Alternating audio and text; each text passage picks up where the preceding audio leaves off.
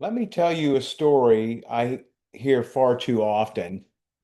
A man discovers the truth. It's a betrayal. Maybe it's lies he never saw coming. Maybe it's a double life, emotional infidelity, or a long stretch of hidden conversations he wasn't supposed to know about.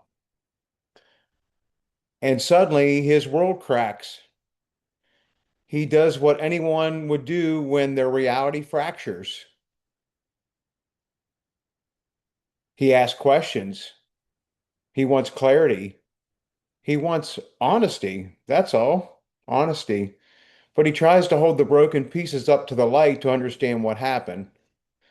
But the moment he speaks that truth out loud, the moment he stops playing along with the story everyone else was comfortable in believing, he is labeled the problem.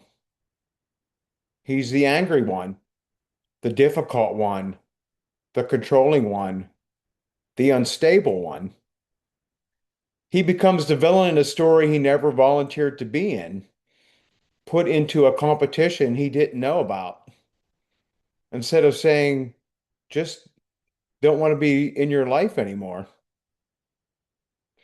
And strangely enough, this mirrors the exact area of a certain green-skinned truth teller from Wicked, Elphaba.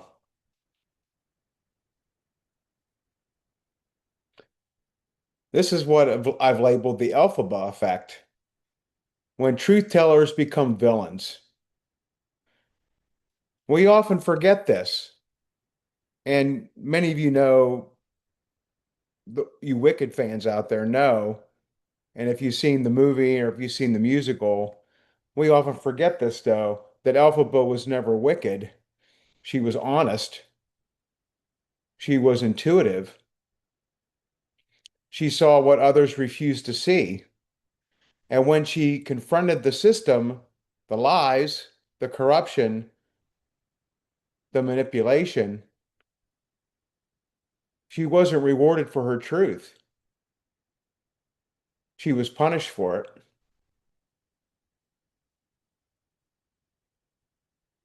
She became the villain, not because she was wicked, but because calling out the truth threatened the people who needed the lie. And this is what so many betrayed men live through.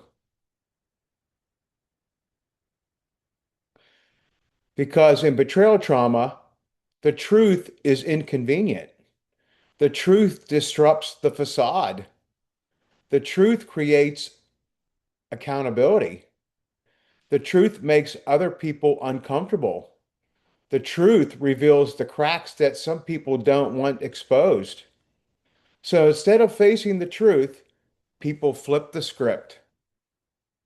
They make you the problem, just like Elphaba. When a man says, "This hurt me," I need honesty, I need safety, I'm not okay, something isn't adding up. I'm drawing a boundary. I'm going no contact. It threatens the narrative someone else wants to protect. And the easiest way to silence a truth teller is to villainize them.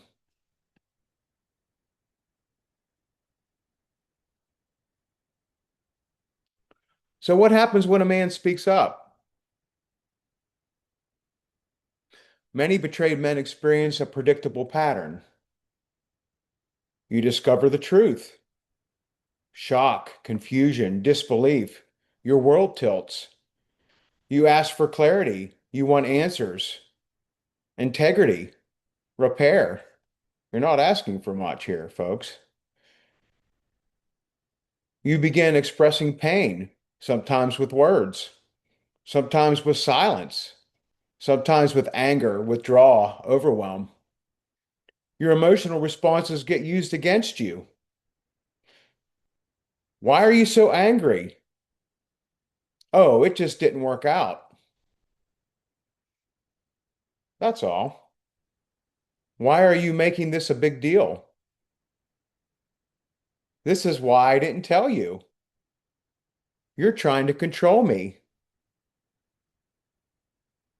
You cheated on me.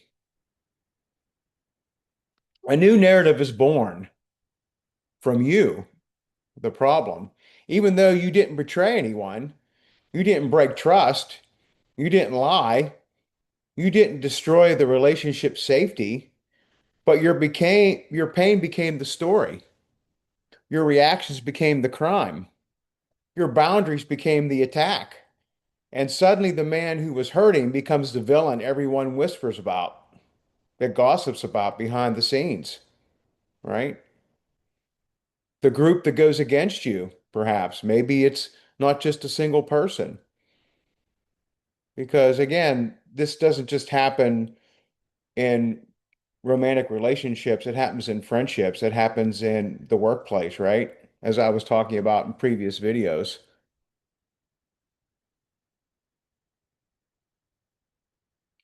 How the public chooses its villain.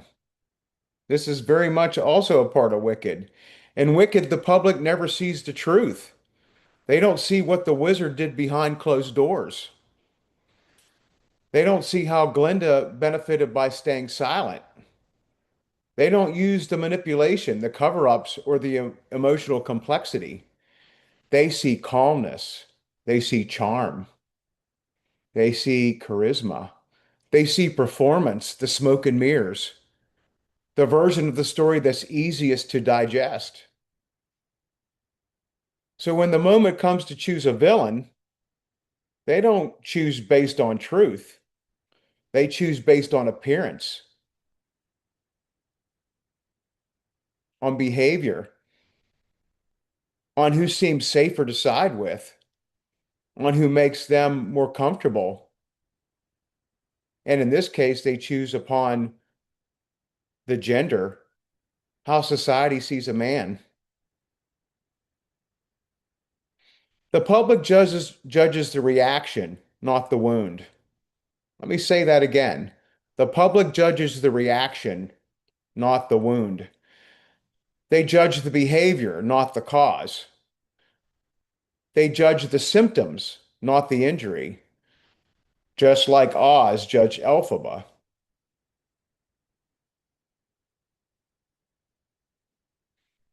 Now, let me talk a little bit about why this happens to men in society and how we all men experience this in society in today's age. Number one, men are not socially permitted to express pain. When they do it, it looks aggressive or unstable, or that's what it's labeled as. Betrayal triggers survival responses: fight, flight, freeze, or fawn. Men often default to fight or freeze. Both of them get pathologized. The betrayer sometimes needs a narrative to avoid accountability. Let me say that again. The betrayer or betrayers sometimes need a narrative to avoid accountability. So they rewrite the story. I am a victim. See what he did to me? So they get attention. What is hidden is jealousy, greed, dishonesty, cheating, stealing. Outsiders look at emotional expression, not emotional context. They see fire only, not the fuel that makes the fire burn. Gender norms reward emotional composure, punish emotional honesty. Men are expected to handle pain quietly. They get labeled instead of supported. So, men, this is about rewriting your own story. You're not the villain here. You are the one who woke up in a burning room and tried to put the fire out. But here's the truth. Just because other people cast you as the villain doesn't mean you have to play the part.